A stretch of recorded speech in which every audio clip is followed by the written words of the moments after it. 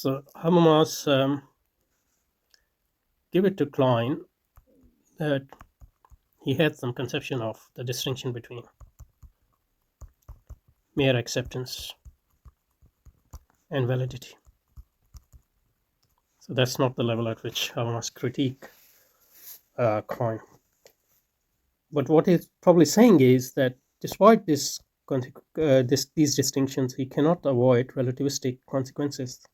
That is, although he has a distinction between validity and acceptance, his conception of validity itself is relativistic. That is, he doesn't have any criteria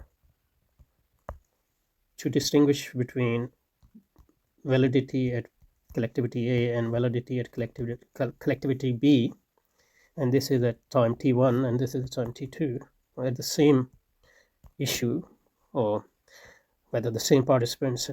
So they agree collectively on something being valid, so v1, and here they agree on something v2. How are we going to distinguish or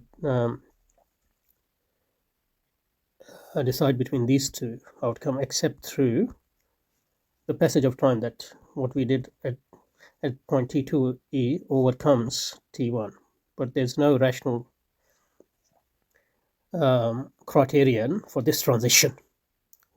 On what basis at time t1 the same thing was collectively valid as v1, but at time t2 the same thing, what we now consider collectively valid, is v2, but we don't have any rational transcendent sort of criterion to distinguish between v1 and v2 except the passage of time. So I think that's what he means by relativistic consequences.